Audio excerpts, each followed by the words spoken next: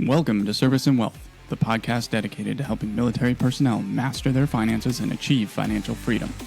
Our mission is to guide you through the ins and outs of planning, saving, and investing, and most importantly, how to balance savings so you can enjoy life now and retire with confidence.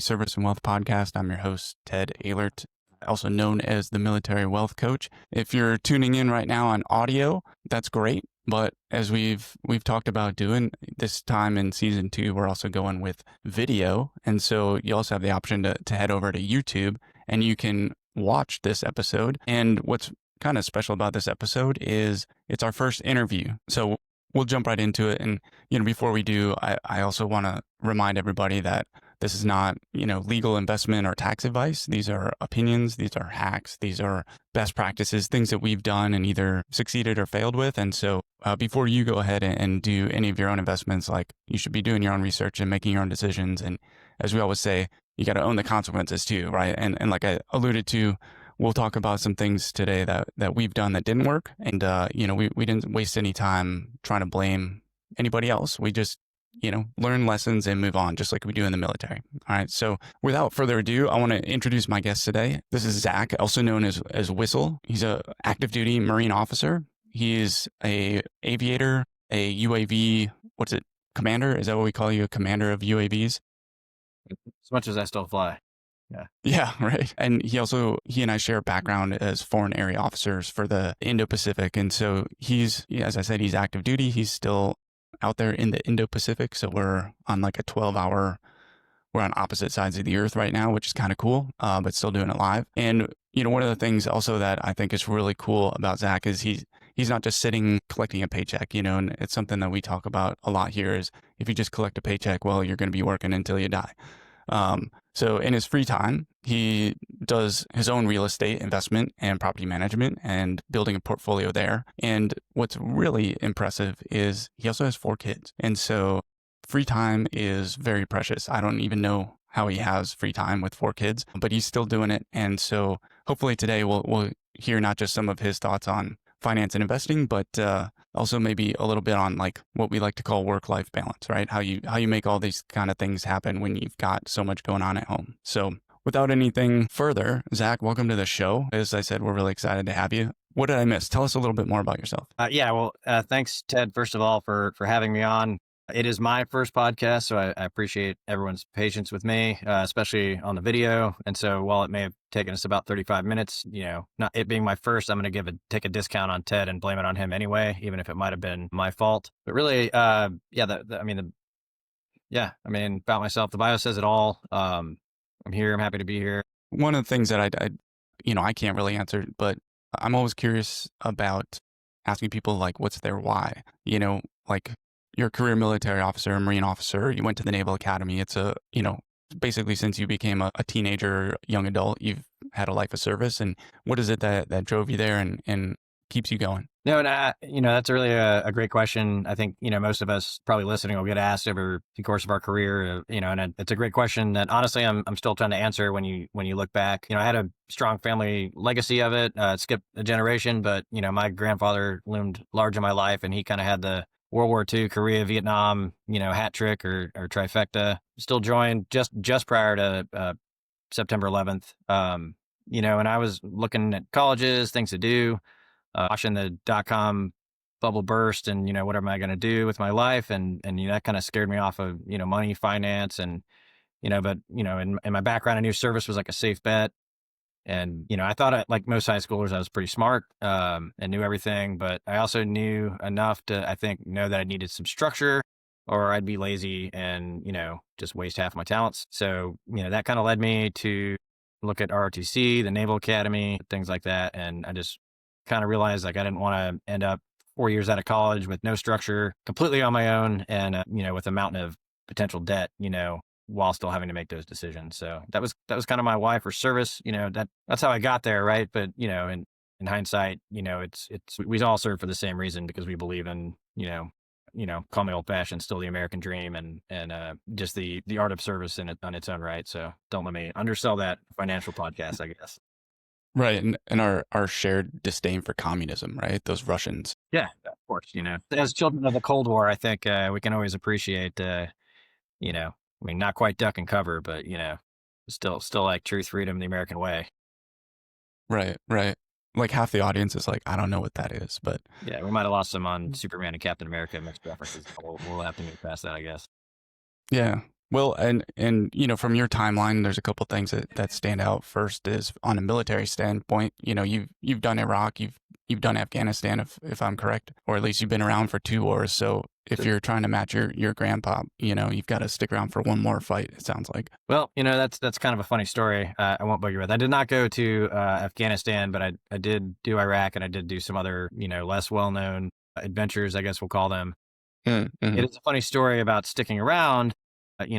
So as we talk about planning and what you think you're going to do and what timelines look like, and as you lean ahead, that's I won't bore the audience too much with the long story of that, but I was supposed to retire several months ago.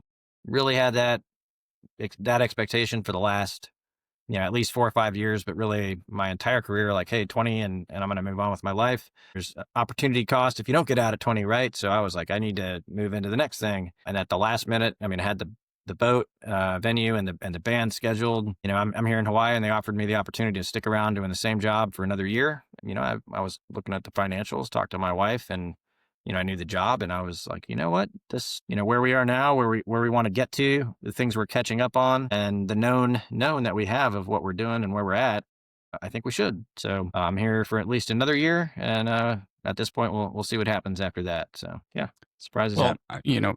we should say thank you for your service, right? It's always something that I think when we talk to each other, like as active duty or veterans, like we take it for granted, but we do want to say thanks, and thanks for continuing to fight the fight out there in the Indo-Pacific. It sounds like from what you're saying, your decision 2 decades into your career suddenly changed, and at least a small part of it hinged on some financial circumstances and considerations. Do you want to talk a little bit more about those? Yeah, no, I think that's a good characterization, and again, as much as I definitely don't want to be, or would be hesitant to be callous on, service in its own right, as we all make decisions for ourselves and our families, and we finally get to the end of that 20 years, you're looking back, and then you realize there's a lot forward to look at. So, my vision, changed dramatically over the last 20 years. And, I'd go back and say, the early 20 years were, hey, 20 years sounds like a good deal. Maybe I'll make it there. Maybe I won't. But, the early years were characterized mostly by like a lack of a clear vision, just kind of those general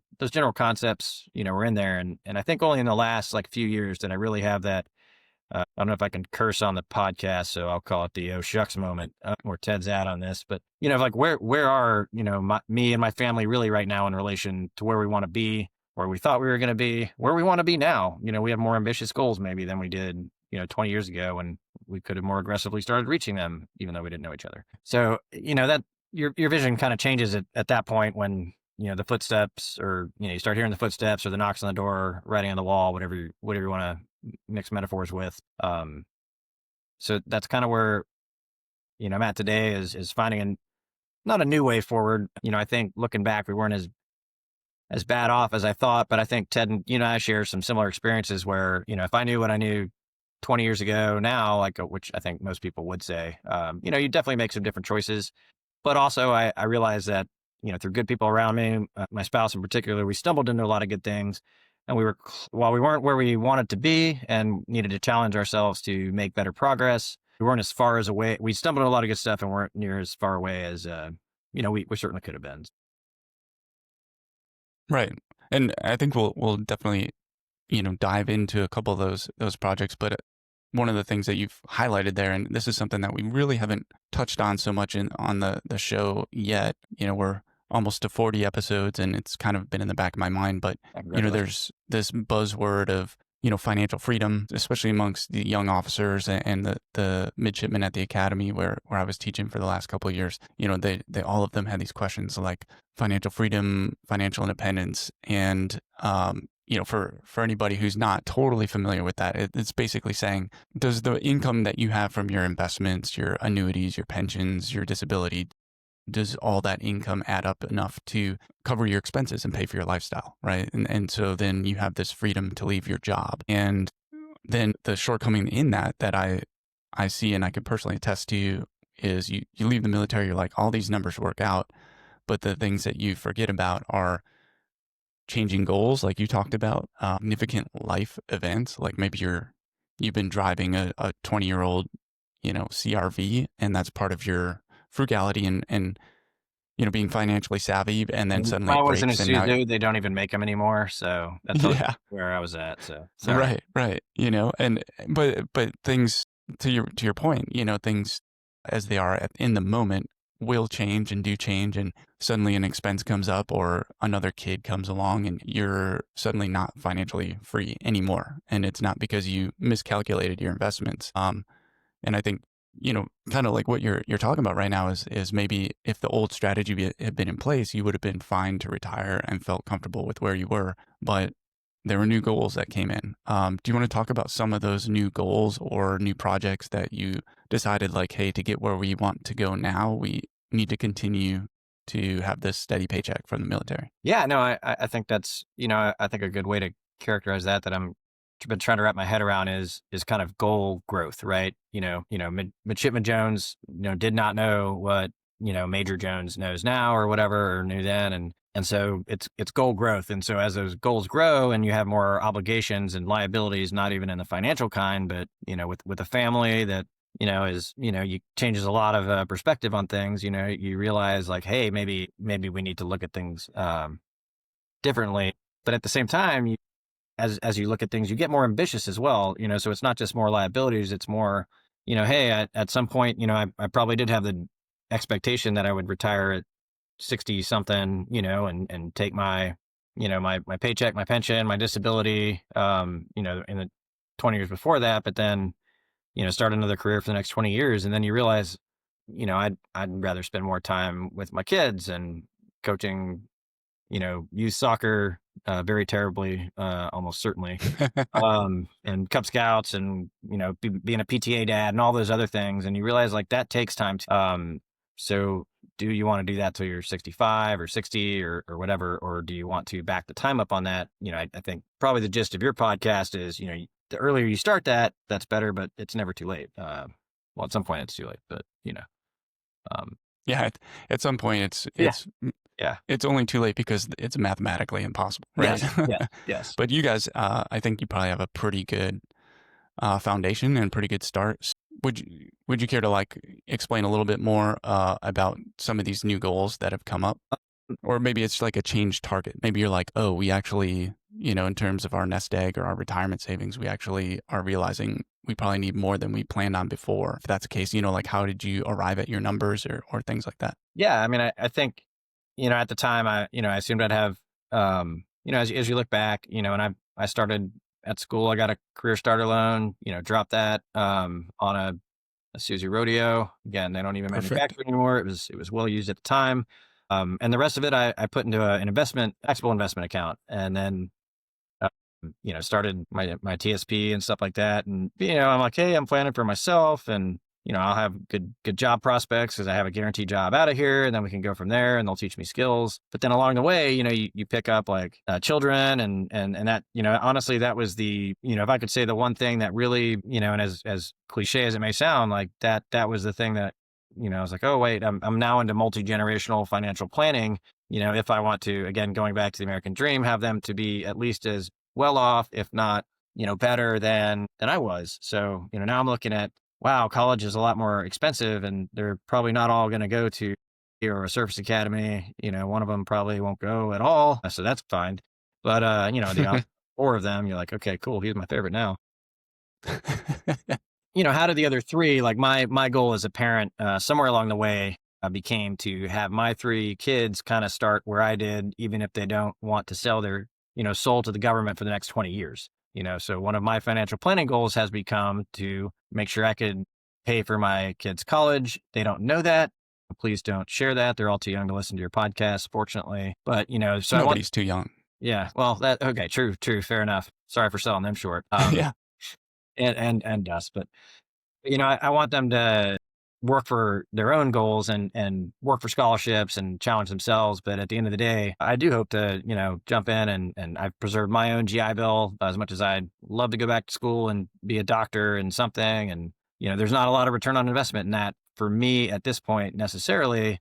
When I compare that to being able to apply that to, again, we'll call it 3 kids if one of them, goes off and joins the Marine Corps or whatever. So yeah, go. So as you plan for this, you've obviously thought about the cost of education and the future cost. Is there a number that you've kind of settled on that you're like, if I have to fund a 4-year education at a university for one of my kids, like how much money that I think that's probably the biggest, a big difference between, you and I, Ted, is that, you're a very number cruncher kind of guy. I'm more, I guess we'd use the big picture guy kind of thing. So, if you challenge me now to say, what is the number? It's, more than I have now. And what's the best way to accrue that responsibly while balancing risk and return? So yeah, I guess that would be my answer to that question. No, I can't throw a number out for your dear listener that can answer that, but in other words, a lot. yeah, a lot and a lot more than I have. But, and not to get too ahead of a transition, but, that's like we mentioned, me saving my GI Bill secretly from them. But, that's also led us to make more, my spouse and I, to make different investments and diversify and realize that, no amount of just putting into TSP and retirement savings for us is going to achieve the goal that we want for our kids. And then, eventually that'll impact our grandkids as well. So, my shorter term 10-year than 20-year horizon is now, 60 years to some degree when you really think about it, but not to get too far. Yeah. It's a good observation, right? Is that the older you get, the longer that planning horizon stretches. So, a core component of our audience are, like 20 to 25 demographic. They're getting started. And we're just trying to encourage anyone who's young and in the military to start thinking about retirement, right? Because that is so far away. And then 10 years, 15 years goes by in the blink of an eye, and it's way more complex at that point. And so, I was just looking back at the Service and Wealth book, which needs a little bit of revision and editing. But, what I put in there is like, if you start at age 22, you can save about $800 to $900 a month for 20 years. And when you hit retirement, you'll have like $1.5 million. But if you wait until you're our age, you're going to have to save close to $4,000 a month. Like the cost just goes up and up the longer you wait. So you mentioned, as you kind of talking through this, some things like the career starter loan, putting some money into a not taxable investment account from that at an early age. Even in your intro to yourself, you talked about how the .com bubble had just burst. And so it seems like, to me, you've always had finances and investing, a little bit more in the forefront of your mind than maybe the average person. But if we could just rewind it a little bit, like, were you brought up to like care about retirement or care about financial planning? Like, is this always been part of who you are? Like, what's your, if we can just rewind that money story real quick, I'm just curious, like, am I talking to somebody who's like, was gifted, given the gift by your parents of like a good financial education or what? And that's a great question, not to get too far ahead of myself. So thanks for backing it up and maybe that's a difference between us is, at least you have the Wall Street experience in your background. I never did that. Technically, I'm, just a bookish kid from like a goat farm in Cowtown, Texas that happened to join the Navy at some point. So my parents, and to give them credit, they were small business owners, in the healthcare profession and kind of overlap those. Again, spoiler alert, they're not doctors. So I don't have 2 doctors in any way, shape or form. That sounds nice though.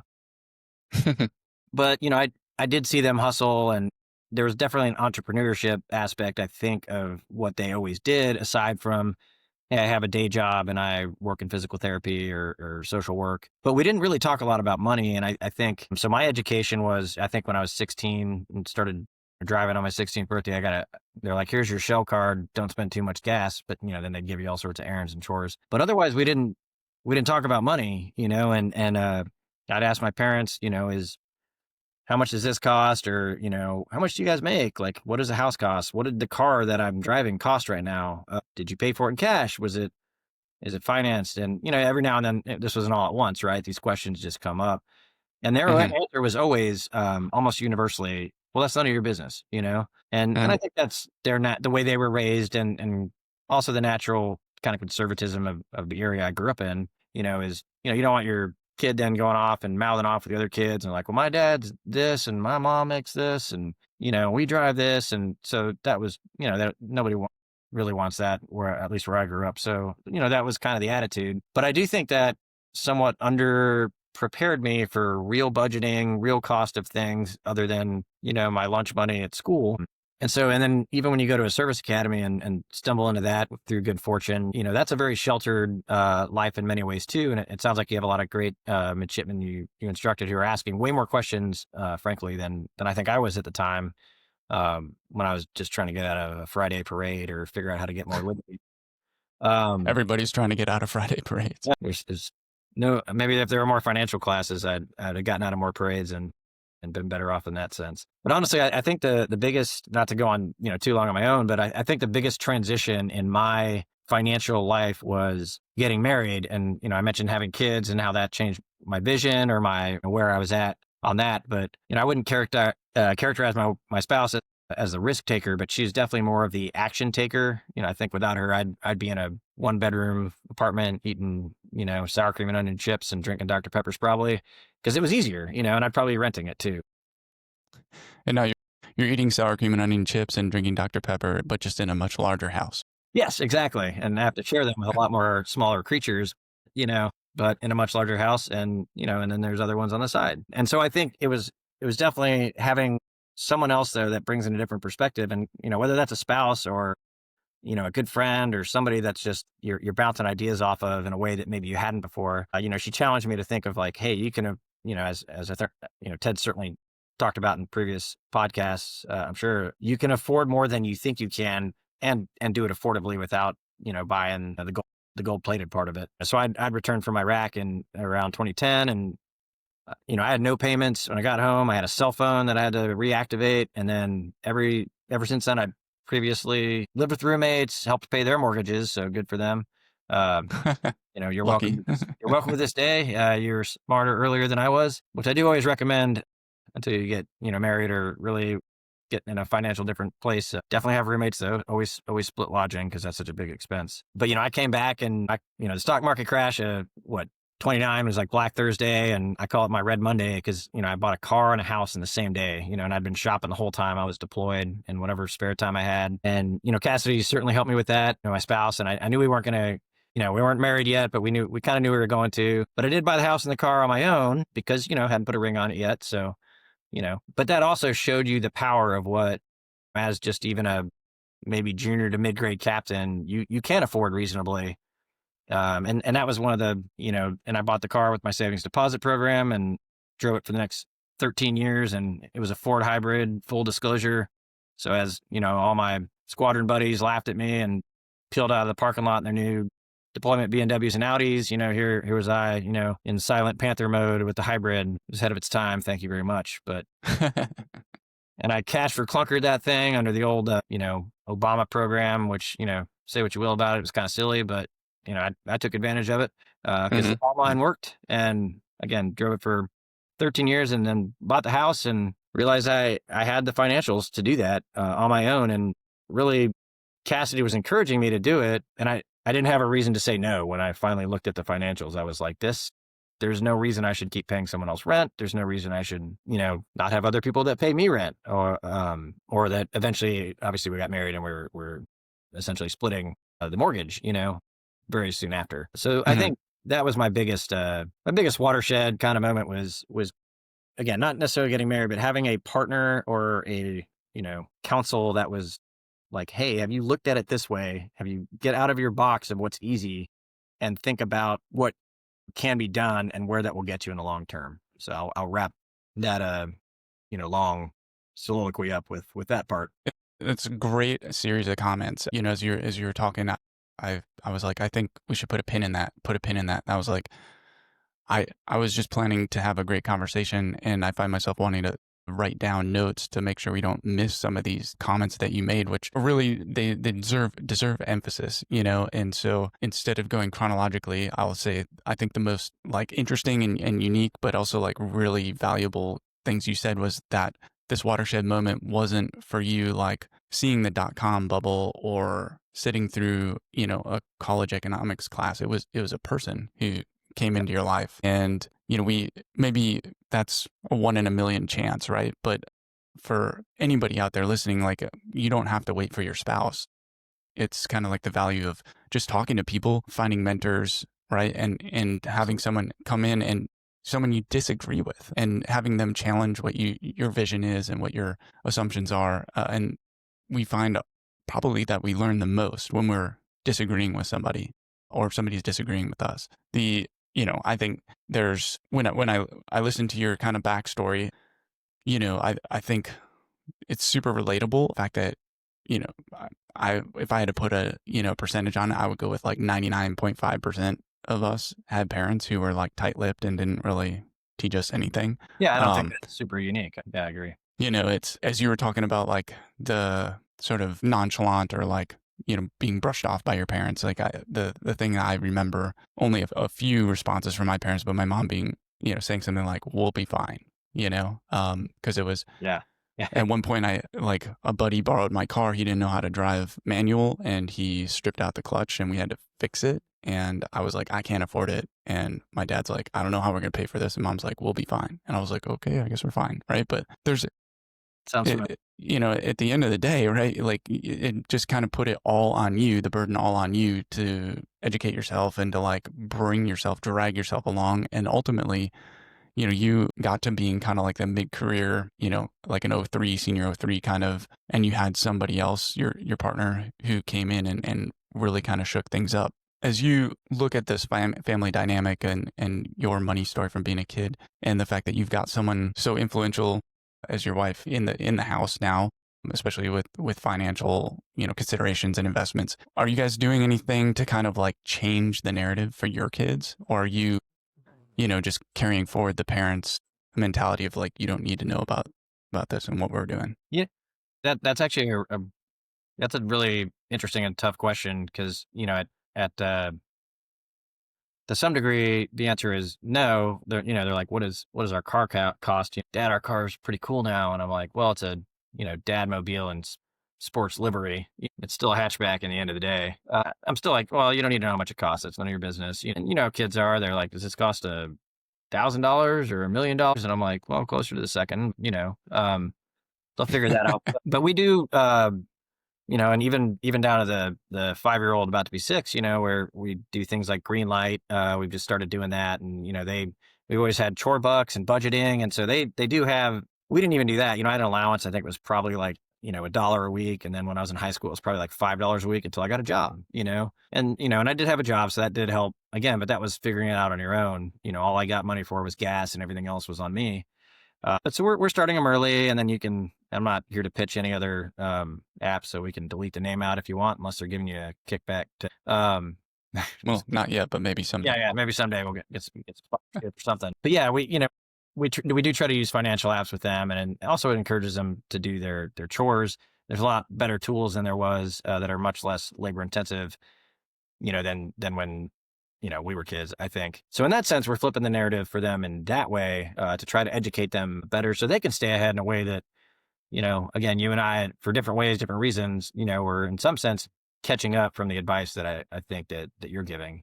And for those who aren't familiar, green light is what does that do for your kids and for this process? Yeah, basically, yeah, sorry. And there's other ones out there too. So, you know, there's various competitors. Yeah, we're not endorsing any particular thing, but again, unless they're giving Ted money for that. But really, you know, it's you can put a lot of stuff in there. They check off chores and stuff like that. But even if you don't get that detailed into it, it's like it has a savings account, which, you know, we can get in a whole thing about savings accounts. And, you know, my original idea was we're going to go down to the bank across the street and we'll open a savings account and that'll be cool. And then you're looking at the rate of return and I'm like, they get what, 0.01% at, you know, that bank and that credit union. And so I was trying to look at, high yield savings accounts to encourage them to save. And that's how we stumbled on it. And, but you Okay. can have a savings account. Parents can top up the interest on that to give them a little more reward. So they're not just losing money. I mean, you're still losing your money, but then they can have an investment account. And so some money's in spending, some money's in savings, and some money is in like a long-term investment. And I found myself explaining like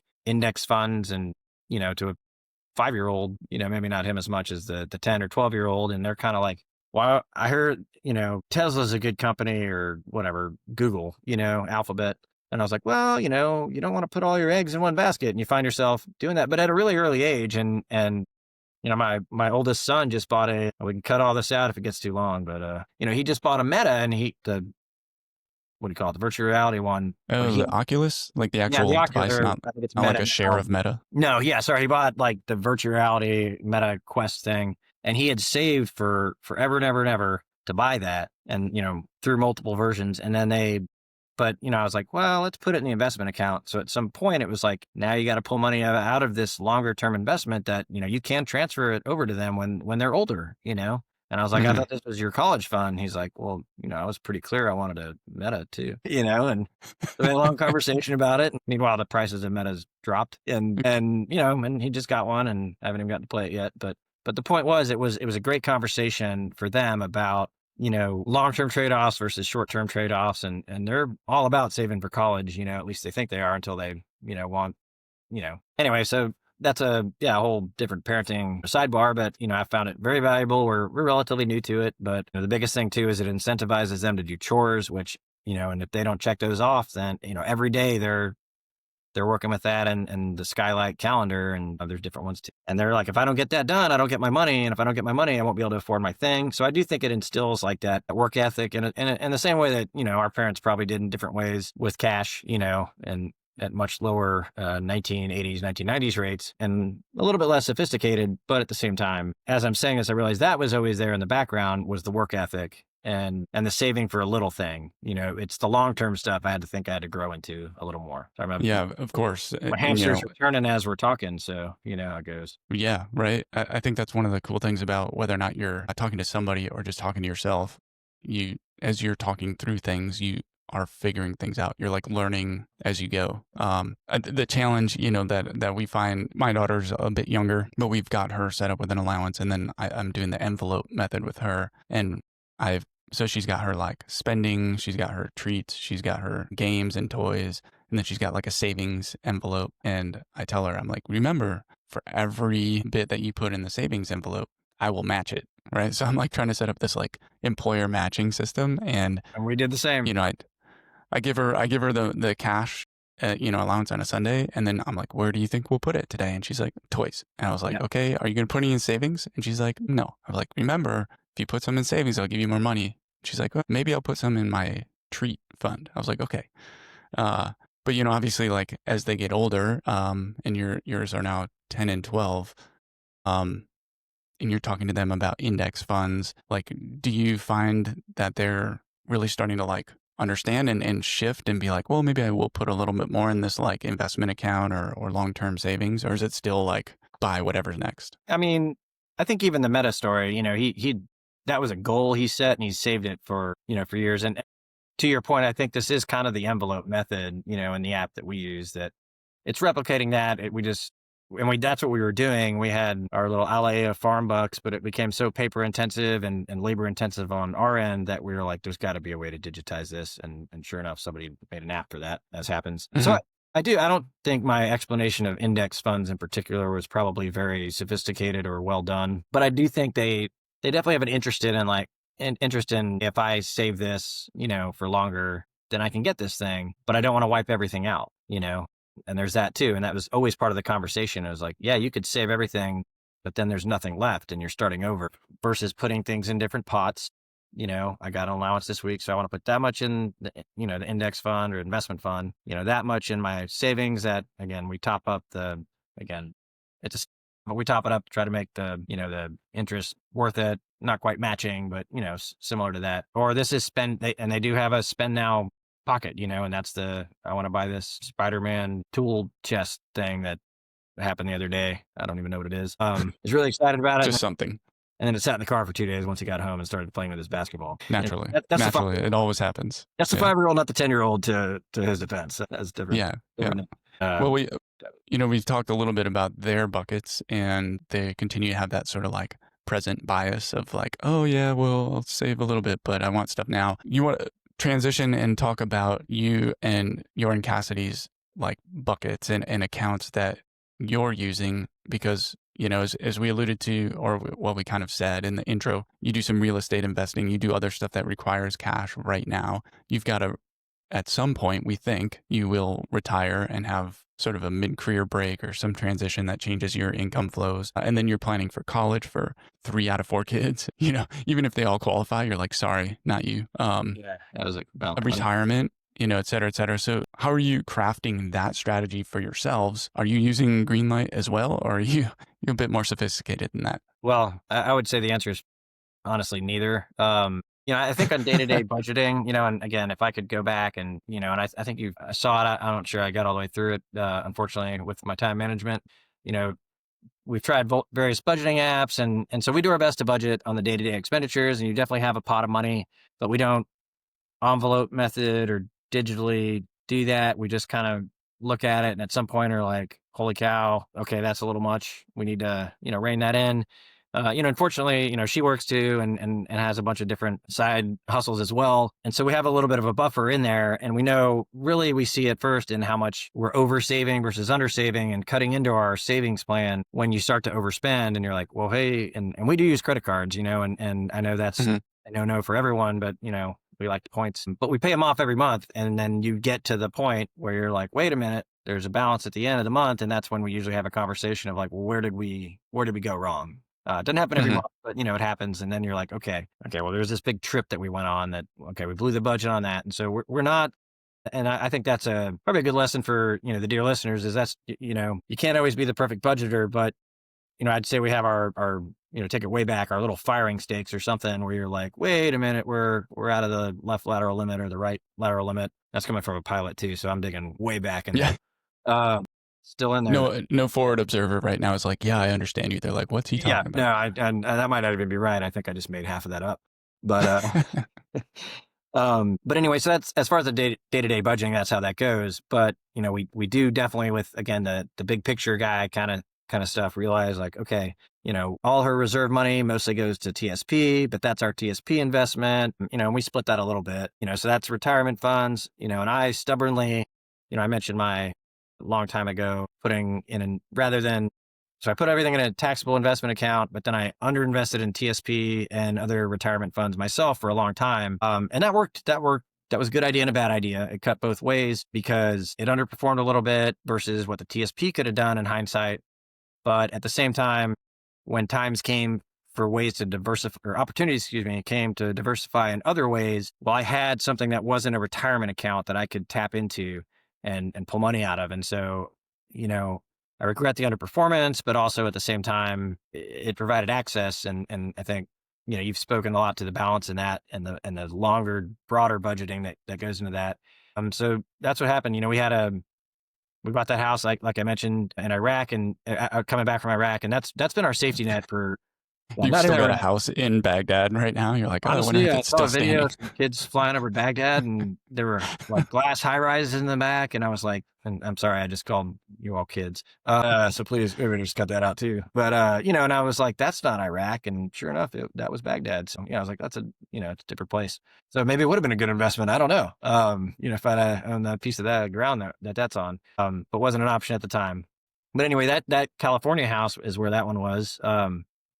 Has always kind of been our safety net, like, hey, and that allows you to take other risk too. Because there's always money in the banana stand, again, dated reference, but it's a yellow house and we're like, hey, worst case, that's our ripcord.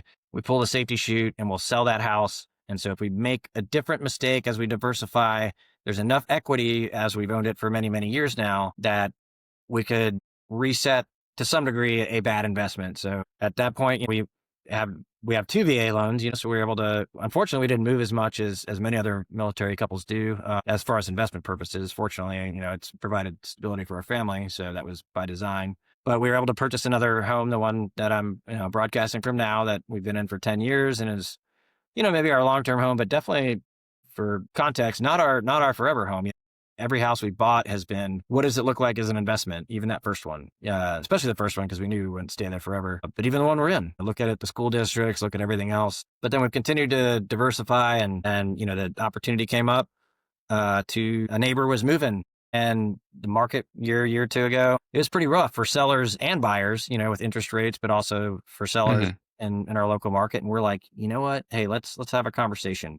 What are you looking to get out of this? What if we offer this? And I knew we could probably split it into 2 units eventually, and make it work even better. And we found an agreement. So had we not had that other nest egg of like, okay, we have the banana stand to fall back on, and also this investment fund that we'd continue to slowly put money into besides our funds, we wouldn't have been able to take advantage of it when that opportunity came, in a weird market for everybody.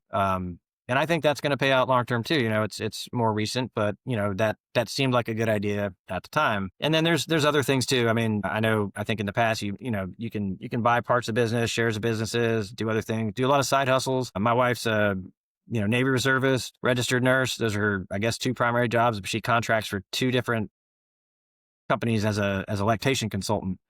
Sometimes wakes up at 3 in the morning because they pay the most on East Coast times, and it's like, hey, well, we live in Hawaii, so we can take advantage of that, and then let's go to bed early or something. So she's, again, the risk taker, the action taker, the hustler. And that's allowed us to have just enough extra income while raising 4 kids. And, I think doing pretty well with that, that they clearly don't want for Spider-Man belts and metas that they save for themselves, but, able to invest in a veteran friend was doing a fundraising round for a startup he's working on. And he'd worked in finance, he'd worked in tech. And he's like, it's the friends and family round. I don't think he was looking for a lot from anybody, but there was no minimum, and I was like, well, give me your pitch. And I know that I've known the guy for years, and, we were like, all right, let's hear it. And I believe in his idea, and startups, so that's a really risky investment, right? Like that could go. Yeah, of course. And Cass and I talked about it afterwards. It's like, well, this could go to zero. Whatever amount we put in could just disappear. But we were like, well, I don't know. We have this, we have this, we have this. We really believed in him, and it is doing okay. Full disclosure, doing all right. Well, good. It's good news. Yeah, and they haven't got bought out or acquired or anything.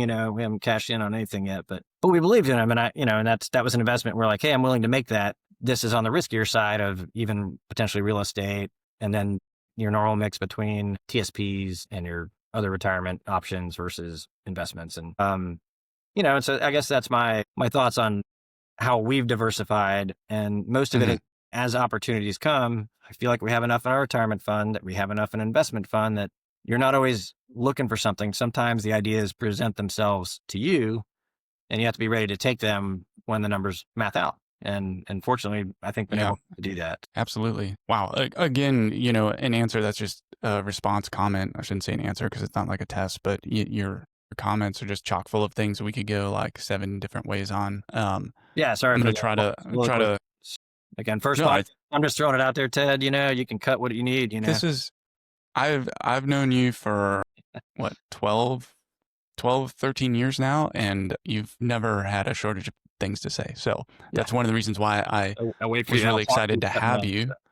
What's that? Said I'll always talk to you. Cut me off. So thank you. Oh yeah, right. There you go. No, I mean, it's the reason why I was excited that you wanted to come on and accepted the invitation, because I knew that we would just get tons of great content. First thing, I don't want to like go follow this, pull this thread, but I do want to highlight the fact that, a lot of people, I think younger people, they would look up, when they look up to like a senior officer in the military and they see the things that they have. I think the assumption, and I definitely reflect on when I was in my 20s and looking up, I was like, oh, that colonel has this, that, or the other thing because they've been working hard for 25 years, and the story for you and Cassidy is that what you have and what you're building is, you're not doing it based on the W-2. Like there's still the hustle, there's still like hard work that goes on, and a little bit of sacrifice, but the rewards are pretty phenomenal, because without those, you might still just be in a small flat, like, paycheck to paycheck, paying off the bills. One of the things that I wanted to ask, and again, like, I'm probably going to forget. What's that? And just in response to that, before we of course. That, Yep. I just want a full disclosure. Neither my spouse and I, we're no colonels, first of all, just to throw that out there. But to reinforce the side hustles, there's a lot of 1099s in there, and not just the W-2. Mhm. Because I know you've pitched that in the past, in various, all the myriad ways that are out there. And then, not to get on a whole sidebar, but one of the things that shocked me was finally realizing when we moved to Hawaii and wanted to live on base, because we're like, we never lived on base because we were dual military, and then we were overseas, and then we wanted to move on base because we're like, hey, we're moving from Indonesia, from a State Department job to this, and that would have been easy, but it was a 2-year wait, and so we were like, I guess we should Oh, also wow. be out in town, and that you had to wait till you got there until that. And so in some way that did I don't want to say force us, but incentivize you to look out in town. And so we did. We ended up finding a place. It worked out, and we're still here. 10 years later, a third of the way through that mortgage, which is great. Not everyone, and also not everyone gets to stay here for 10 years, but that comes at a cost as well. But, I think it was like 3-4 years in, there was a huge realization to me. And maybe this again, a whole nother nugget, but I have very good friends who, either had, you live overseas, that's one thing. And sometimes you need to live in base housing, and sometimes that makes sense. But given the choice of living in base housing or trying to buy something out in town, if you think about that, again, we haven't moved to 10 different places in our career, only really 3 major ones and a bunch of training schools and stuff between. But, the difference in wealth between, my spouse and I willing to take a risk and buy a house here, and then another one here, and then combine our VA loans, in this one, and then, take an investment one out, that difference in wealth over a 20-year timeline is massive. Not to criticize Yeah. my many good friends who live on base and have loved it and made lots of great friends, but from a wealth building perspective, I think that's probably an entire different conversation, or at least a point that needs to be appreciated, or I've grown to appreciate it in my personal journeys.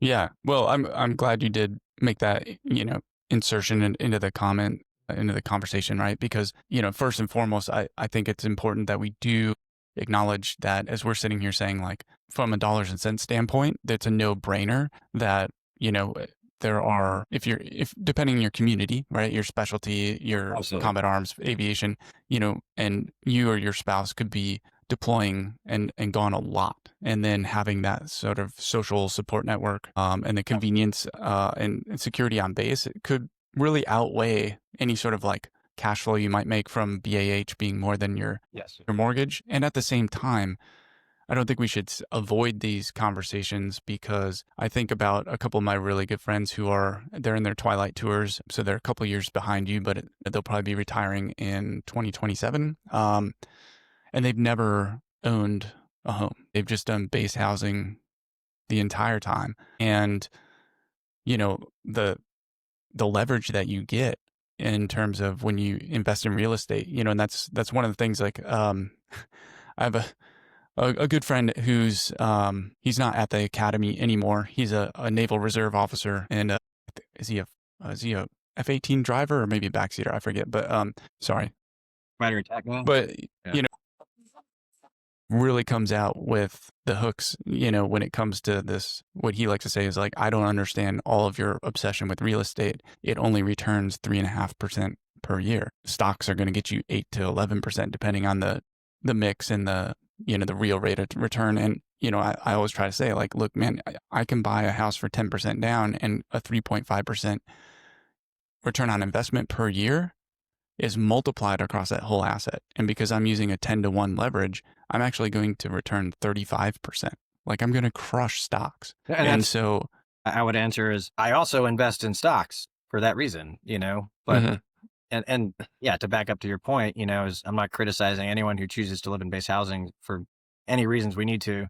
Every individual circumstance is different. It's just, in that hypothetical, all things being equal, as it almost was for us, given the choice, back to your point, the return on investment can be substantially higher. and then, to kind of like follow through and bring it back around to some of the comments you made about the banana stand is, So now you've got this equity, and you have reserve wealth in something that is yours. The housing market has, once a generation, had a pretty strong correction. I think we're past those major changes thanks to legislation that came out of the, the great financial crisis and the housing, crisis of the late 2000s. and you're never But underwater if you don't have to sell at that point. Right, right. And so there's two things, right? And the first is and this is sort of like a little geek topic for me, but risk. And most people talk about like what's your risk aversion or how much risk do you want to take? And what people aren't talking about is what is called risk capacity, right? And so, you can be a very aggressive investor. You can want to take chances on a crypto or becoming a partner in somebody's business venture. And if you don't have, that banana stand or golden egg that's in the background that you can leverage because you invested early and then Mhm. you were patient and you let it grow and you created this buffer, you actually don't have the capacity to take some of these risks because you can lose everything. But you guys have just through one simple action of buying a house, 15 years ago and then holding on to it and watching it grow, you've given yourself this ability to do even more. And so I think that's really a great lesson is when you're 25, that might seem like a ridiculous idea that you're going to invest, 25, 50, $100,000 in something and not plan to take it back, sell it and take it back for years. But just, keeping this, your story and this perspective in mind for any of our listeners, right? Like the difference between 25 and 40 is actually that time goes by so fast and Yeah. you're just And light like, years ahead of where you could be. exactly. And looking back even to my 25, in flight school, they were like, hey, you want to, these condos are no longer for rental. They're going to go up for, sale. And, I was looking at it and I'm like, I'm a first lieutenant. I can't afford, that number. And I look at it now and I'm like, oh man, I should have afforded that number. And someone else, some other flight students would have lived there. I had a roommate there and it would have been covered. In the way that, condo on the beach has appreciated. So that was a missed opportunity, that almost was in my lap as well. That, I didn't have that other person at the time that was like, why are you not doing this? If you look at the financials, this might, it was relatively safe at the time. I don't think we could have lost a lot, but I was not appreciating what it could have grown into, and then sold it, Mhm.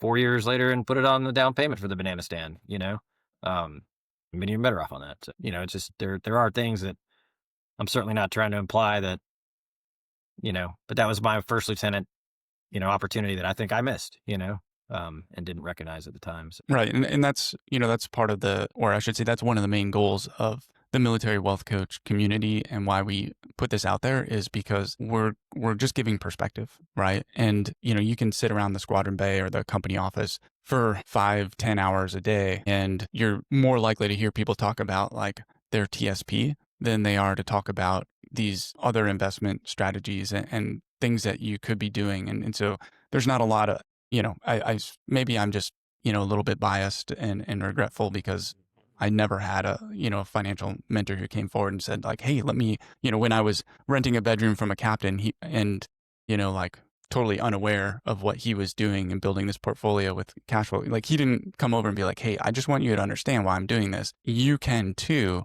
You can't buy my house. I don't want you to move out. But like there's no mentors out there saying like, do this and do that they're like, yeah, this is when why, it comes to, I rented rooms for alternatives. Yeah. multiple people and I never really, we didn't sit down and say like, hey, you're paying a third of my mortgage. Thanks very much for that, but you could Right. do that too, but then I'd have to find another tenant, and I guess that was maybe the incentive, but I mean, he was crushing it. And the best part of his well, good whole for him. gig was that, we were in a tank battalion and the tank battalion was deploying to Iraq and Afghanistan at the same time. And so he was just moving lieutenants through. He never had like more than a week of vacancy. And meanwhile, he was, down in Temecula, like, he had a good deal. And a lot of people, the funny thing is, right, is a lot of the other captains were like razzing on this dude, right? They're like, Yeah, oh, yeah, he's running, like a roach hotel or whatever we're supposed to call it. Like they thought they're like, he should be living on base or he should sell it and go buy a bigger house. And it's like, that dude's doing better than any of you. yeah. They're always like, oh, Whistle working on his slumlord empire, and I'm like, first of all, those places are nice. Yeah. Why everybody's always got to say that you're a slumlord when No, you and I was, yeah, are like renting they're out not real estate, doing it, and I was like, well, you could, if you want Yeah. to, but Right. Why teach don't you their swing on by? We'll yeah. take a look at a lease. But I do. Sorry, it's your show, so stop me if we need to move or. Well, I don't know what you're going to say, and everything you've said so far is so good, though. All right. So No, out I with think it. you're your context on risk capacity and to share again with all our dear listeners, the other piece of our risk capacity is that, Cassidy is a reservist and, is just behind me and reaching it to 20. So there is that knowledge of a very basic Easter egg that even if there's no social security, excuse me, which I have 4 kids. Obviously, I'm a fan of keeping it solvent, doing our part for that. So, do yours too. But knowing that we have that all else fails, there's 2 pensions in there, after 60 or so. And then, but in a lot of my work, obviously the pilot thing came out, but, I do a lot of aviation safety stuff and I spent a lot of time doing that for some very big organizations. And, it's always risk assessment and, probability versus severity. And, I don't break out the risk assessment matrix, and now all our ground friends have to do that too. And it's, percolated through the fleet in the last 20 years. The problem is for all your ground friends, it's too difficult. We're like, yeah, can't figure this out. Where's the air officer? Let's find that guy. And he'll exactly. You guys you come to the battalion and like all the air officers, they just become the risk guy. It's in your little like chest thing that hangs down, whatever that's called.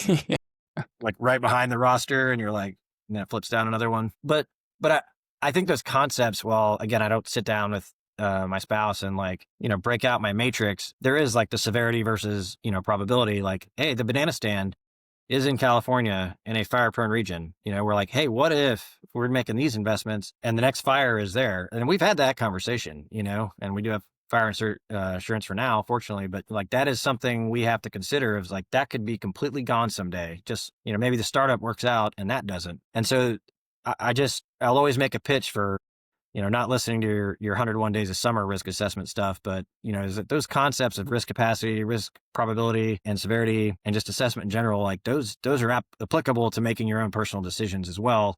Again, you don't have to make a quad chart or, something like that to appreciate it, but I'll make my, nerd pitch on that right there. And I guess, it's a really good tie-in for, being not just a wealth coach or the wealth podcast, but the military wealth is that think about how many young people, in their 20s, unless they're going into like insurance or investments, like, which is a small percentage, like they're not being taught how to actually formally assess risk. Whereas that's what we teach all the way down to our NCOs, how to do it. And then even our junior Marines, airmen, sailors, soldiers, at the E1, E2 entry level, they've got to listen to us talk about it. So, being in the military actually gives you, that's just another comparative advantage that you end up getting is like, you've been taught how to think about risk and the outcomes, and that helps you with being your own financial plan and investments. And I guess that was the point I was trying to make without, and you can maybe paste the inset in later. That's, in the corner, the red, yellow and green boxes, but is that the experience that you get in the military, military and wealth are not 2 separate things. And then, Ted's the first guy to smash them together and make this new coaching thing. It's, these experiences overlap and actually in a way that's, I don't want to say synergistic, but I just did. But the experience that you built one is, very relevant when you really think about it and just kind of step back and you're like, okay, do I want to do that? What's the worst that could happen? What's the best that could happen? And what's the likelihood of each of those outcomes? I think those are the You gave a great example right there of tell me you're a staff officer without telling me you're a staff officer, and you use synergistic in a sentence. So I tried to stop gave it away. and then I couldn't. And you couldn't, no. I'm 100% sure you will not cut that out. So that's absolutely not. It's on the internet for all time now. So thank you for that. Hey, that we've mentioned the banana stand, which is your rental real estate property in California so much. Is it just sitting there? Are you just like watching the homeowner's equity grow in that, or are you leveraging that equity in that property to help you with your other investments? Is it just a buffer, or has it been a facilitator too? That's great. And I'll try not to be as long-winded as I usually am, but that's a great series of questions. I think the first part is, quick notes here, it was a primary home. We lived there for almost 3 years or so, maybe not quite. Or Cassidy did. She's lived there about twice as long as I have. And that's how that goes. But then we moved and we had a property manager and he was great. We were paying someone, he had a lower fee, so it wasn't quite 10%. Then he retired right when we were moving back from Indonesia with 2 kids that were like little babies back to the States, and he had retired and he was great, sold the company to someone else. And that guy just wasn't doing anything. And, as we're in the middle of that, we were like, okay, well then I can just do everything myself. And at that point, with all of my properties, we became our own property managers because you're allowed to manage your own properties. And I was just like, That's never right. again, never again Yeah. paying someone to then let me down. They collect your paycheck for a year, 2 years, 3 years, or percentage of your rental income, excuse me. And they'll let you down when you need it. And we didn't pay him for the last quarter. And he was like, yeah, I understand. But, I paid him for X number of time until that when he didn't have to do any work. And Right. I was done with that. So I think you've spoken to that in the past, and it takes a little bit of my time. It cuts into my free time. Again, PTA and Cub Scouting, being a, mediocre soccer coach, but it's saved me probably uncountable amounts of money. I'm sure Ted could count them, over the years of just doing it myself and feeling more comfortable and confident. And at least I'm getting out what I put in. And at that point, there's no one to blame but yourself, but it's worked out fantastically. And no, for a And while. often, self-managing a property is often the difference between cash flowing positive and not, and No, especially in the market where it is now 20 years on from the internet and smartphones, like you used to be able to like go out and like do some door knocking, or just the fact that you knew somebody, you could get a killer deal, but now everybody can find those deals. And if the margins are, they're thinner than they used to be, but yeah, if so that you're paying a margin property matters. manager, that could be your whole profit right No, there. absolutely. And I know plenty of people who like the peace of mind of that, and they're like, I don't have to deal with it all. And I'm like, that's great. I liked it for 3 years when I didn't either. And then I did. And at that point, that changed my perspective. So I guess that was another kind of watershed on that smaller thing. But I mean, if you have to spend 10 minutes per month sending out a, like collecting like a rent reminder, or just like transferring it from one bank account to the next, and you're profiting $200, that's like paying yourself every now and then a water heater $2,000 an hour, explodes. You're like, hey, boss, I need 2 hours to go buy a water heater in California and have it sent to a place, like most people can deal with that, not all of us, but if not, I had a friend that was in position to do that. So that's important to have, backups here, not being a slumlord.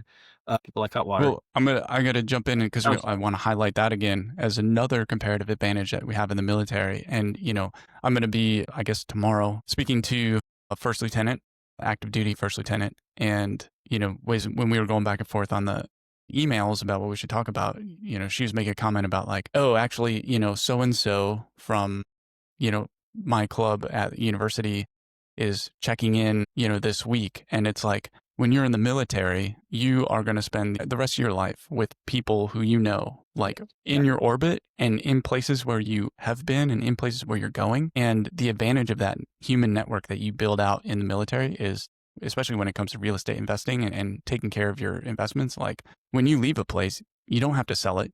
You can rent it out because not only do you have a friend who can help you out that one time you need it, but also you've got like a constant supply of renters. absolutely. Yeah. Cause I mean, if you lived there, someone else is going to be right behind you. The bases haven't moved much since the 90s. So, No, it's the end of the Cold War. they're hard to move. There's our second Cold War reference. We made two of them. We got to get a third.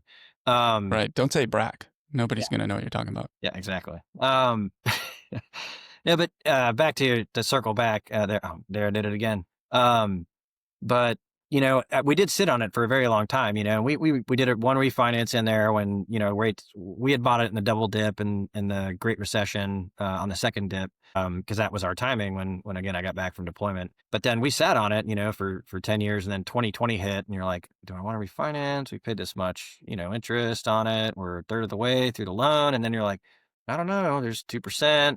We could take this, and we pulled the trigger on a refinance, and then and that was kind of an easier one. And we didn't take a lot out at that point. And then so to the beginning of your question was it just sitting there? And so, it's increased. It's a California house. It was in a neighborhood that was not, the most desirable at the time because I couldn't afford the ones that were, or didn't want to afford the ones that were, even though a loan officer would have probably found a way to make that happen.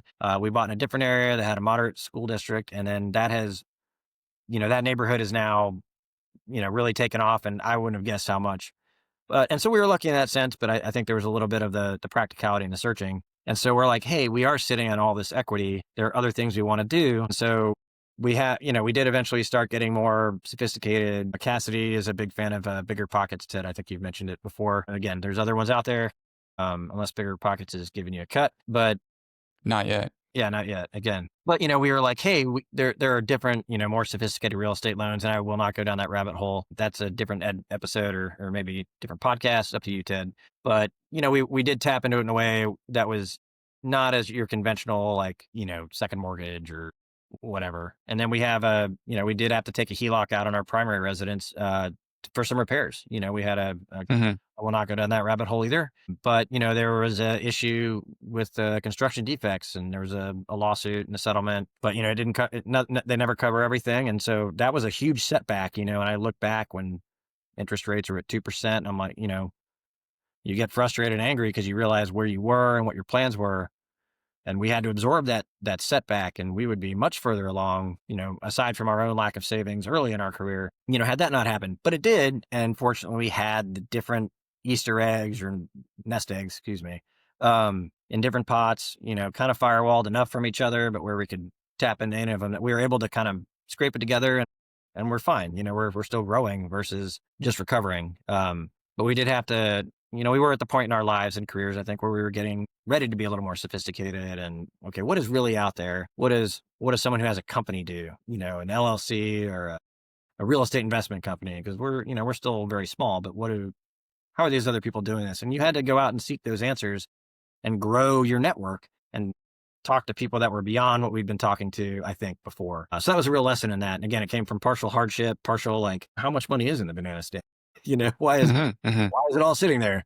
What if the banana stand goes on fire? Which, again, dated reference, but in the end, that's what happens to the banana stand. Spoiler alert, but it's 20 years old. So Yeah, there's, I think, definitely going down excuse me, we can edit that out maybe. I mean, But I'm staying lubricated here the whole time. Yeah. right, you're doing a better job than I am. The topic of like debt and managing debt, that's probably is worthy of another episode and another conversation. The one of the things that I ran into in the conversations with midshipmen at the academy over the past few years is you start talking about, and I mentioned my buddy who is a skeptic of real estate. Dave Ramsey still has a huge following, and that guy is, excuse me again, I will take a little sip. Christmas all year in my life. I mean, it's cold there. It's your life, right? It's not it's Yeah, if you're in Hawaii and you came here, you would say it was cold. We just got back from Greece, and I was like, thank goodness we are back, because Greece, it was like 90 and I was dying. It's summer here and it's like 60, but like Dave Ramsey has a huge following, and there are so many people, especially in the military, who maybe it's not like the social network of living on base or the convenience, but it's like this fear of debt, right? And that's what we're all taught, right? Or not to the extreme maybe of Dave Ramsey, but yeah, go ahead. Sorry. Yeah, because if you actually listen to Dave Ramsey's story, when he was like 28, he started a real estate investment company. He got so over leveraged that he ended up losing like $25 million and going completely bankrupt because he was over leveraged and he didn't manage the debt levels of the company, which anybody could do. Yeah. But again, how old was he? The point is, like, you got to pay attention to somebody's story, and what they're talking about is if you screwed up with your debt management and you went bankrupt, of course you're going to tell people debt is bad. Like I just saw an article, came up my RSS feed about some TikTok finance influencer, and one of the things she says is like, if you can't afford the 15-year mortgage, you can't afford the home. And she, she's trying to say like, well, you're paying too much interest. It's like, okay, if your alternative is zero and just paying rent, right? Like, or if you're assuming you're paying all 30 years of that 30-year mortgage, which many of us will not do, and you're never moving into anything else, never moving into anything better, never leveraging it into anything better, would be my argument. When a decade ago, right, when you and I were like just still, really starting out and like learning the ropes of real estate, the average home was sold in America, after 13.6 years. And that's gone down to 11.8, right? So, and that's why when people, they just, I think you're showing like this long-term where you did an investment property, you lived in it for 3 years, but then it's sort of been an investment from around that time. And you did a refinance around a decade into it. Like, that's really the time frame that we're talking about. And if you're 25 or 30 or 22 and you're in the military, you're probably on a contract that's got you around for at least 3 or 4 or 5 or 6 more years. And so, why not, right? You've got that buffer of the steady paycheck, the guaranteed employment.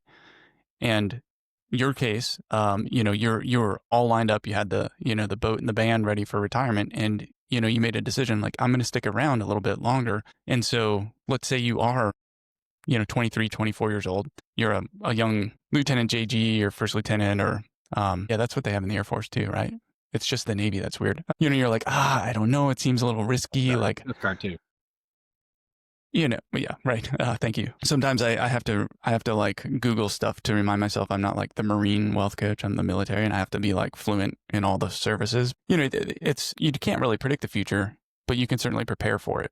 And the idea that you would forego an opportunity to invest in a future rental property, something that can eventually make 6 figures or more of wealth for you in the next decade, just because you're worried about what am I going to do in 3 years from now. Come on, that is within everybody's planning horizon. We're not talking about 45 years into the future. No, and I agree. We can get into, you get into the whole rich dad, poor dad argument or debt, but I'm like, there's debt and not balancing your debt versus leverage and practical leverage and putting that leverage to work. Again, don't build your house of cards too high, but I would argue there are ways to do that. And I think we've talked about a lot of those kind of with keeping things firewalled and having a safety net. And at the very worst, end of the day, a pension and hopefully, and maybe Social Security even more hopefully.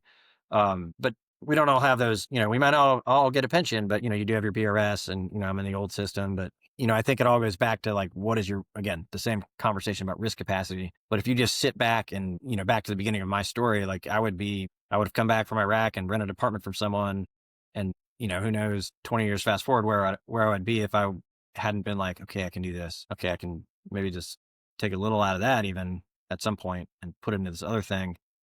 Cause that's gone up a lot, why would I not tap into that? Because I have a very Dave Ramsey friend, good friend, but he's constantly like, so why don't you sell the banana stand? And I'm like, cause I don't want to.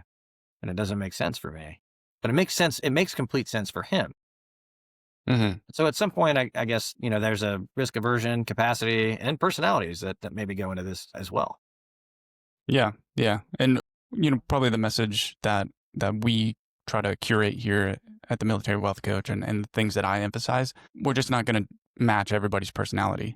And that's fine. Yeah, that's fair. I'm more than happy to call out Dave Ramsey as somebody who's disingenuous and like overly, risk averse and is going to cause people to miss out on opportunities. But at this, the very next sentence, I have to acknowledge that you have to have that voice and like listen to him and learn from that to help balance it out, because otherwise you could just be, just off to the races and like taking on way too much debt and putting yourself in a bad place. No, and I completely agree with that too. Again, that same friend who, I'm like, well, I don't think we see things quite the same way, is great counsel. And I call him up sometimes and I'm like, what do you think about this? So it is good to have, the little devil and the angel or whatever, on your shoulder. I think that, and really, as they would say, I guess on a lot of, not even real estate, but investment podcasts, you got to build your team, right? You got to not just have different counsels like that, but probably a tax advisor and stuff like that too, or other things. I think we've talked a fair amount about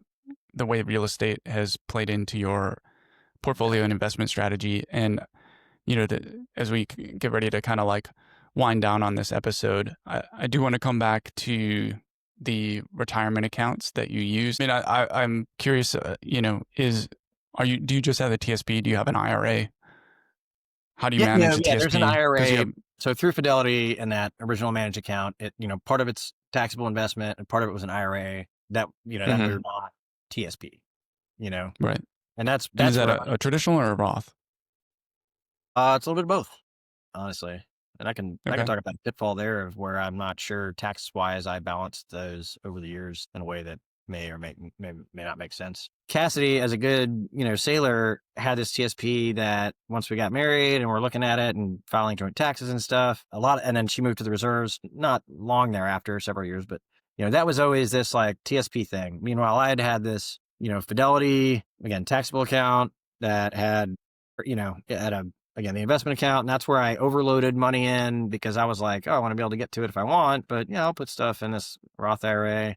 And then I think there was 1 year early on where I put too much. When I was doing my taxes, I was like, oh, I overdid the IRA and the limits were lower, back in the day. And so that kind of scared me. And so then I was mixing it into traditional. And at some point, I do think for several years in there, I kind of just lost my path or lost a focus on like, what is the most long term? And again, these are younger to more recent than I'd honestly care to admit sometimes, like years of like, well, was that the best advice? Which would get to a point that I would make is the tax advice. Like what at some point our different households and stuff, and I spend a week every year doing taxes. And there's an old episode of The Wonder Years, again, dating, where it's like, it's one episode. For me, it's like an entire week where the kids are like, Dad's doing the taxes again. And they just kind of avoid you because you're like, grumbling under your breath, and there's like piles of papers and Yeah.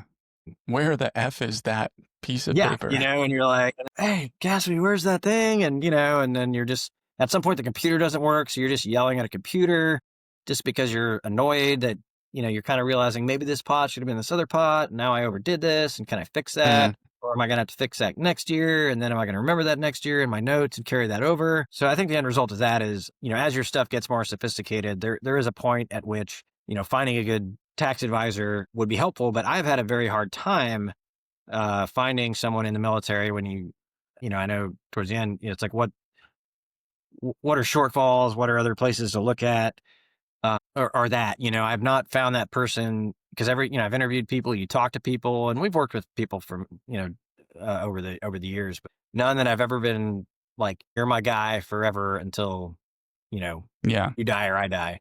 What I've kind of found is you get beyond that complexity of like where you can Yep. sensibly manage it yourself, or even from know all the regulations yourself, and you need more complexity. And then there is that gap. You know more than the average tax advisor or tax planner or tax filer. But About then yourself. like you get up to this level, and then you start talking to like the real strategists, and they're like, oh, you're still not at the level, like you don't have offshore, you don't have international, like we need more complexity out of you. And you're like, but I have almost everything. Like it's pretty complex. And they're like, no. No, yeah, and there is a next level that again we're not at, or we haven't broken into, but there is a point where for the last several years we're flirting with the limit of you're pushing the ceiling on, I guess, on that, and you're like, okay, maybe it is time.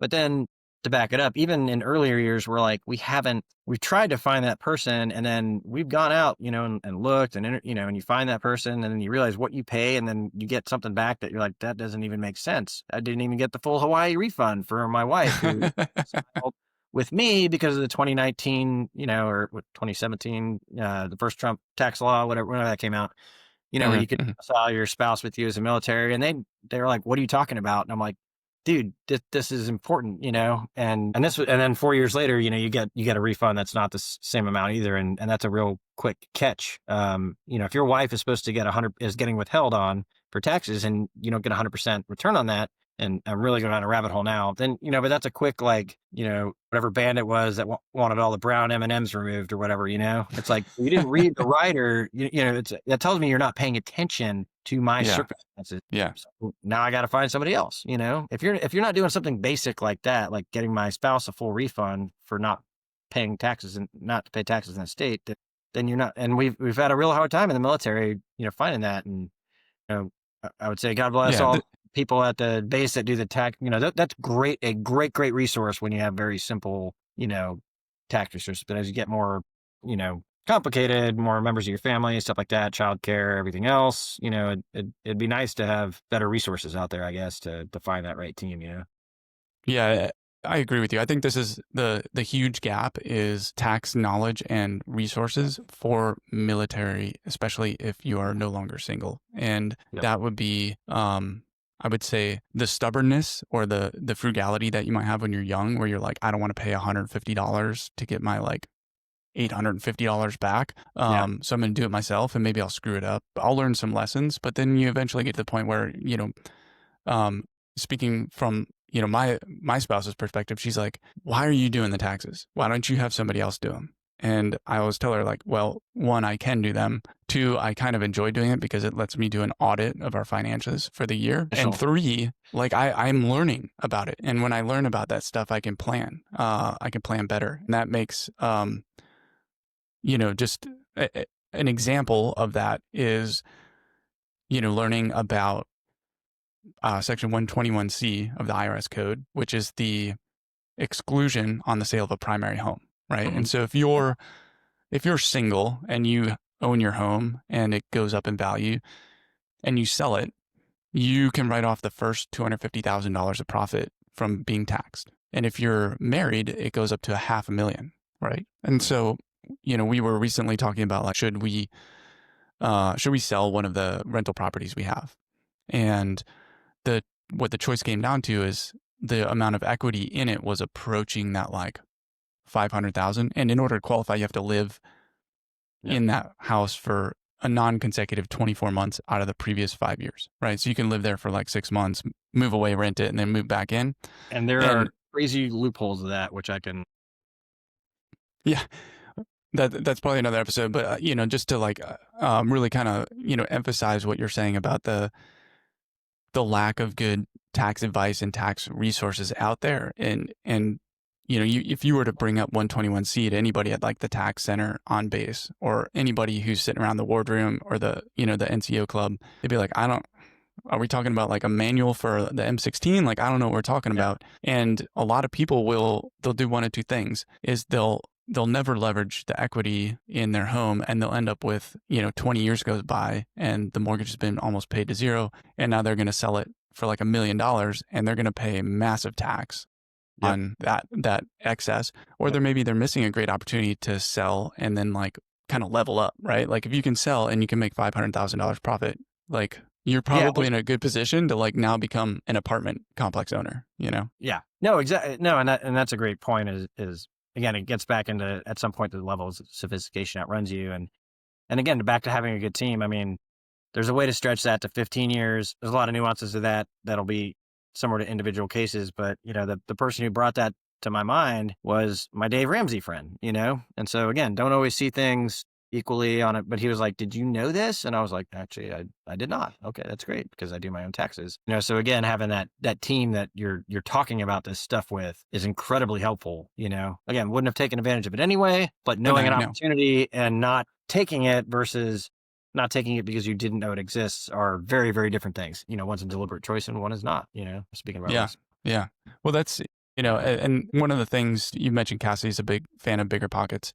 I consume Bigger Pockets content pretty religiously up until the last year, at which point I like started spending that time trying to create my own content. But one of the things that their CEO, Scott Trench, is always saying is he's like, there's 500 hours. There's this like, if you want to get into real estate, because Bigger Pockets obviously focuses on real estate, they always say like you need 500 hours of education and self-study, and probably you can lump mentorship in there before you really have enough. Up until that point, just enough to like make some bad mistakes. And once you know that much, you know enough to make not as bad mistakes. But the one thing that I think usually is not put in there as an asterisk is like, we're not just talking about how to evaluate a real estate deal or do a cash flow analysis. We're also talking about like teaching yourself about taxes, about insurance, right? Like how to protect, like you said with California, like you're like, we got to make sure we protect this against fire. If you're not adequately insured, if you don't know, on the taxes, right? Like if you don't know of an opportunity or you're not aware of a requirement, it could cost you a few thousand dollars that you don't get back. But if you don't have, that insurance and protection to your portfolio, we're talking about tens and hundreds of thousands of dollars of risk. So it's all part of it, right? It's not just like, I agree. I'm going to put $100 a month in my Fidelity taxable brokerage and $500 a month in my TSP C fund, and then save $500 a month to, of cash flow from this house hack I've been doing. It's like, then from that, you've also got to commit like $150 to a good comprehensive insurance policy to like protect it, right? Yeah, I mean, two of my big fears for that one are termites and fire, right? Mm-hmm. And it's on a canyon, a box canyon, and there's no HOA there, which is extremely rare and in some ways valuable for California, but also that means there's no one requiring that canyon be cleared out of brush, right? So it's just, Right. I don't live there, so I don't have the neighbors, but sometimes you do need to reach in and help coordinate like, hey, what can we do, on the back of some of the lessons learned from the Palisades fire and other, tragedies. How do we make sure we're not next? No one's making us do this, but we all have a shared interest and something I'd sat back on for many years, or we'd sat back on and we had great renters and we didn't have to do a lot, place a water heater. get an HVAC inspection. And then all of a sudden you're kind of like, what else is going on with the property that we need to take a bigger look at? That might be a marginal investment that would buy down risk of something catastrophic, Hmm.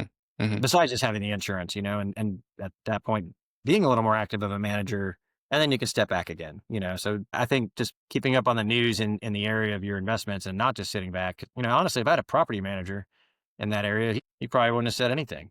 But then as we started Yeah. communicating with the renters and neighbors, and we're kind of like, well, there's something we could do. We could take care of this. Maybe we can handle this ourselves. So I think that's kind of sometimes you have to step in more. Sometimes you get to step out. Sometimes it's a little more passive. Sometimes you have to engage a little bit. Um, Yeah. keeping your It's ear it's a great summary on of it. like the ebb and flow, and the things aren't always bad and they aren't always easy street either. Yeah. Just got to keep your ear to the railroad, like knowing something might be coming, I think. Yeah, exactly. It's a good analogy. So one thing you know, I pulled us away from, but I don't want to let you go before we talk about this. And again, going back to the retirement planning and not asking you to put any numbers out there if you're comfortable or whatever. But Good. Cause I don't have it in front of me. Thanks. when we look at the TSP, right? And I'm assuming you have majority of your TSP savings in the Roth TSP flavor, and so essentially the basic level understanding for the Roth is that at age 59 and a half, you can start paying yourself a retirement salary out of that TSP. Most people think of retirement as like some random age in their 60s because that's when like their parents retired. But, legally your Roth TSP can start paying you penalty-free, tax-free retirement income at 59 and a half. Is that sort of like your plan, or do you have an ambition to move that sort of retirement date up? Yeah. What's your vision and strategy? No, and I think we do. And that's where, having gone back and, not to circle it back and, I don't get anything from Ted either. To pitch his own product. You make a good case for if you put everything into your retirement, then you got to wait till you're 60 to get or 59 and a half to start getting any of it. And then Social Security, you can take that at 62 and then 67, you're fully vested or whatever that, you can catch me on the dates and, Hmm. Hmm. and then if you have a reservist pension, like my spouse does, if you did certain active time, you can buy that down a year at a time. So you can get it earlier, you can get it at 60, whatever. All those things, but they're all in the roughly the same, call it 5 to 10 year window. But, as we realized kind of where we were, again, looking back, and we're like, oh man, I wish I'd have known that then. But at the same time, we're like, well, we are where we are now, and we've stumbled into a lot of good things and, maybe stumbled or, made blind decisions that ended up being good are, yeah, I know I would like to, my vision not having retired is, hey, I'll work for another probably a few years, but at sometime around 50 or shortly after. So, I'd like to just step back and have enough passive income, enough, maybe we'll finally sell the banana stand then to bridge the gap between, 50 and 60, right? And then the other real estate, projects on the side and hopefully the startup pays off or not, but without getting into all the, personal numbers that much. That is a plan of like, how do I get right at the time that I would love to stop working, have enough to make sure that between 529s, GI bills, selling or not selling the banana stand, or enough cash flow from that and the other real estate, can I stop working full time? And, again, I said I always needed some structure when I first started, and I will probably always need that. So I'll need to consult or probably want to on, in my free time, but at my own pace, right? So there is a gap between 50 and 60, and a lot of that other stuff kicks in that we need to meet. And that is where I think we are catching up on and have been for the last several years of like, what has been the plan? What is the plan now to make that solvent, but not just solvent, but, ideally, like we all want, wealthier than we are now, or at least sustain the lifestyle that I want, that I'm living now while putting kids through college. And I don't know if that really answers the question, but there is like a 10-year gap Well, in there, that I've got to meet. And our plan is driven around that because there is enough in retirement with 2 pensions, the retirement accounts, what we've saved. That once we're past that, it looks pretty sustainable, at the yeah, lifestyle with trips to visit the kids and the grandkids at some point. Uh, but making that 10-year mark is really the missing part. And I'm around just over 40 for those, you know, those listening to give them perspective. I'm yeah. in less than 10 years, but Yeah, No. like things that start to pop up in your like 5-ish year planning horizon suddenly become like obsessive, and that's why Yeah. for the listener who's in their early to mid 20s, retirement is so far out there because they're completely obsessed with, right now, like how do I replace this car that I've had since high school that's going to fall apart, or how do I actually get a nice house, or how do I have a good, we didn't even talk about emergency savings in this episode, but like, how do I have enough cash to, if I want to get out of the military, to like actually afford it? And I think that's one of my personal kind of bones to pick with those who are not saving adequate cash and having an emergency fund is like, I've seen you in uniform at like 9 years, 14 years, 21 years, and you're miserable and you make everybody miserable around you. But the only reason why you're still there is because your finances sucked and you didn't have anything else to do. And so you just stayed in and you like brought down your unit. And like, I would love to give you the freedom Yes, and to work still get three. out if Yeah. you want to get out. Right. No, but so I love the way that you put it, right? Is there's this decade in there. And I think everybody can easily envision that. And probably, the 90% or the 95%, the only solution they come up with to bridging the gap from their early to mid 40s is a full-on career transition and another 20 years of working. And that Yeah, sort and of like 50 to 60 gap, that decade, for you guys, it sounds like from taxable brokerage accounts and real estate, you have created this level of wealth and cash flow that you're going to be able to cover that without tapping your retirement accounts. Yeah, no, I mean that's certainly the goal, the ambition, the hope, and I think we're on track, now. But looking back, I'd love to be one of those that had that as my goal since I was 22 to be done at 42 or at least 45. If you make 05 or something, you can go past 20, right? But or different ranks, different things. But and not had to say, hey, actually, okay, I'm at 21 now. What am I looking at for 22, 23? Am I going to go take a contract job doing much the same thing and put a shirt like this on instead of a tree suit and a tree hat? Um, it'd be nice to have that freedom to back up and or to be at that point now where I'm like, what do I really want to do? You know, there, this market right here down the street is really ripe for an actual banana stand, and that would be kind of fun. I wish I could just do that, That would be fun. Yeah. Just straw hat and flip flops and And I'd be employing all bananas. the schoolers, and my daughter would just run the banana stand, and I'd just sit at home and criticize everything she did, and it'd be fantastic, you know. Sounds about right. Yeah, but again, not quite there yet, but that is, kind of the thing. Is like now you have to, you mentioned the guy who's there for 20 years or 24 or 28 making everyone miserable, but yeah, that some of those guys go out to 60 and they're not always making everyone else miserable, but they have to stay in the job every single day because they need the money. Some of them do it because they love it and they have nothing else to do. And I think some of them need to and love those guys just because they're great at what they do and they love it. And it's like, what else would I do? I'm the guy, and Right. that's a real thing too. So don't let me get that wrong. But, being able to make that decision and then the one day where you're like, I think this is dumb. I quit. I don't need this money. I have millions, I don't need this job or, like I can just go home, which was a conversation with a close friend I had recently, would be nice. It's nice to know, you know what, I don't need this anymore. And it's kind of the old sense of the FU money, and I think Yeah, that's financial freedom is, the F is for freedom, of course, not of anything. course. Yeah. Yes. Well, what I want to do is I want to kind of close out this conversation, which has been excellent, more than what I'd hoped for or expected. So I want to thank you so much for that. I want to close out with a comment on this topic. And then after that, I got one more question for you Sure. before we like do our closing comments. So the one thing I want to point out again is this is the Military Wealth Coach and the Service and Wealth podcast. And so we tailor everything for the military, and pretty much everybody in the military, their retirement plan is based on the TSP.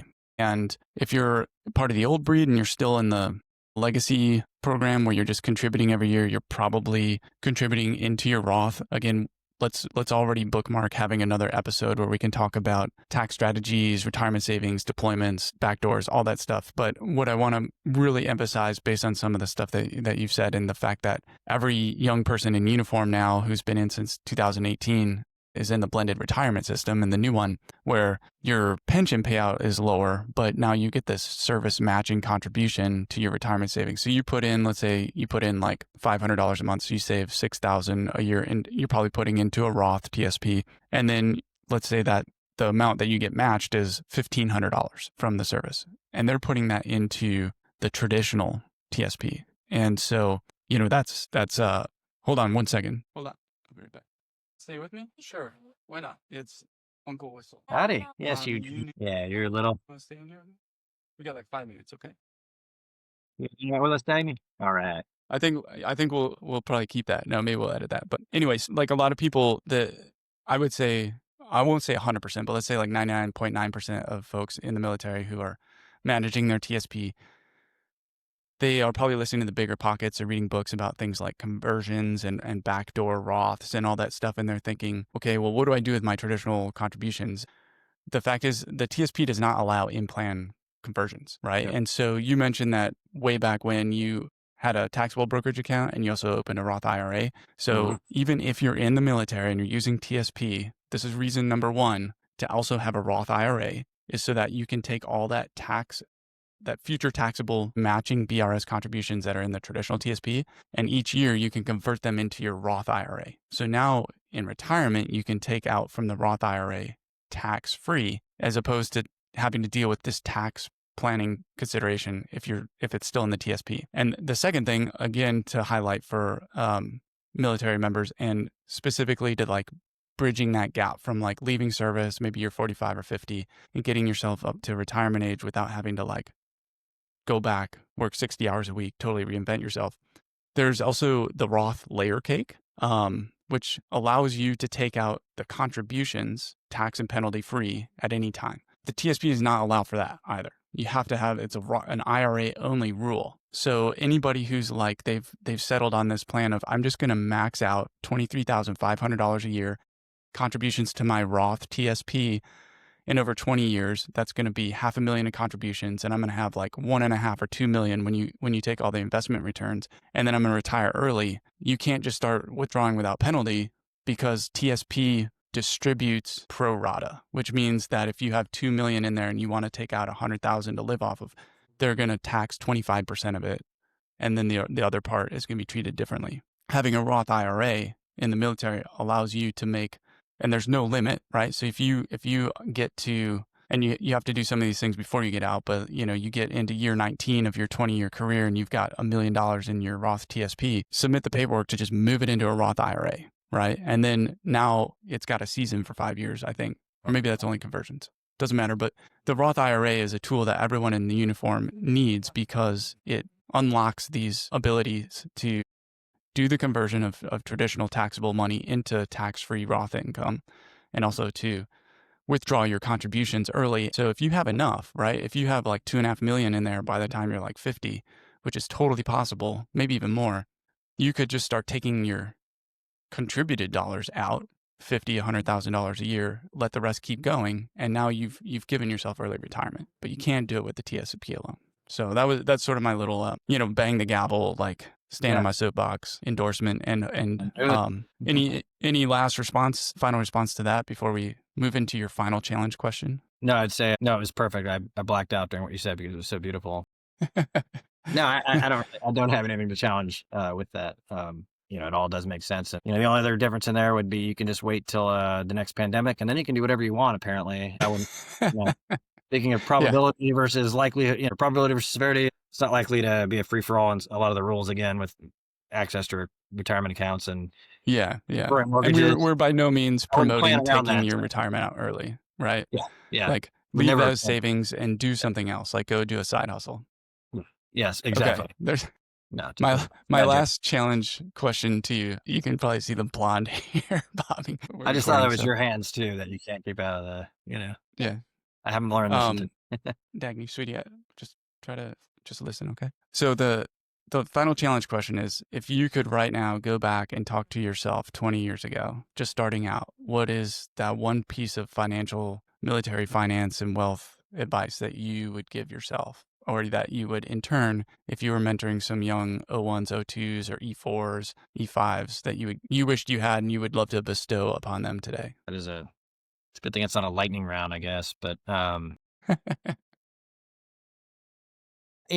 know. It's I don't know if it's the one thing. One thing is budgeting sucks, and doing the apps and really like pinching it really, really is hard and set up for failure. But there is a role for budgeting. And I guess I'd circle back to and so it's not as specific as I'd like, but to having like, what is your, well, here, let's go way back, right? Not lateral limits, but what is your catching feature? Like, hey, I hit this. I have a carryover credit card debt that wasn't out, where did I go wrong? And then roll it back. And you might carry a month or two of interest because you made a mistake or something, or you didn't have enough in your emergency savings yet. But that doesn't mean like I'm going to call mom and dad, and if that's an even option or something. Again, I think it's live more frugally and not spend as much. I don't know. It's hard to say, but I think that's it. Is budgeting is hard, but there is a role for it. But it doesn't have to be every penny. It has to be knowing when you're approaching and reaching and have reached and crossed that limit, and then recovering from that. And what's the plan for that, and having a backup for that.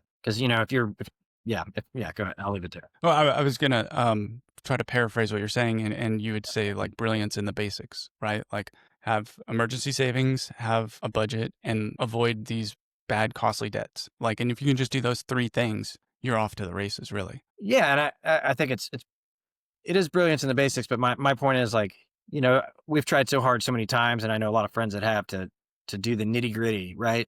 And we're not all quants or finance people, and some of us are just like bigger picture people, right? Look at things from 30,000 feet, or I'm not a jet guy, so maybe 200 feet, but but just like having that like red flag that you're like, oh, okay, I blew it, but I blew it for 1 month, or maybe in 2 months because of that thing. And when I'm not fully built on my emergency savings, but I didn't blow it 12 months later and find myself $22,000 in debt, and then you're like, okay, what's the recovery plan now? So it's brilliance in the basics, but it's also just like have your triggers to like reassess and figure out like, okay, made a mistake, recover now, earlier rather than later, right? Recover from your little mistake and don't let them compound, and that's my perspective on budgeting, because there are going to be months. And that's probably where, like a mentor or a coach could definitely come in and help you out, because a lot of people, like once they get down that debt and it's not like life shattering in the moment, it's that much easier just to like the very next month, like repeat the mistake and think like, oh, I'll eventually make up for it. But if you have a mentor or a coach, Yes. Somebody can just call you out, kind of like when Cassidy came into your life and she changed your views, and it changed your life. Well, I really thank you for that. I thank you for everything that you shared with us today. I am sincere in saying like, I think we should do another one, because I picked up on a couple things that I think we would have a really healthy debate that would help each other and also help the audience. So I'll use this time to say, let's do this again. And hopefully you'll accept, and just ask, if you have any final thoughts or comments you want to share with our audience today. I think I don't have any final comments. I've probably shared enough at this point. And just like you, I think I just had a looked off screen because I have a note sliding under the door right now written in some age below 12 or 12 and below handwriting. So I'll have to investigate that too. But no, I do want to say, always happy to come back. Again, this is my first podcast, and Ted threw the video at me too. So hopefully he can, work on the cheekbones and the coloration and post. Maybe add a mustache in, because I'm definitely jealous. But no, just happy to be here. Always love talking to you, Ted, and the conversation. And I will pitch your podcast. I've listened to it, not every episode, but several times now. And each time I pick up on something new. And I'll let you do your own pitch at the end for that. But it is definitely valuable. And I've shared it with several of my, other service members. And, it's been interesting and always valuable. So happy to come back and talk at some point in the future. So thanks for having me. Well, that's excellent. Zach, once again, thank you. Best of luck. It's evening there. It's morning here. So I don't have to tell you to have a good day down in the skiff with no windows, but go enjoy the time with your kids and family. And to everybody else, we'll see you next time. And until then, stay mission ready. And I don't remember what I was supposed to say. Financially savvy, something like that. Yeah. And aloha. All right. Thank you. All right. Thanks for having me. Bye. Thank you for spending time with me today.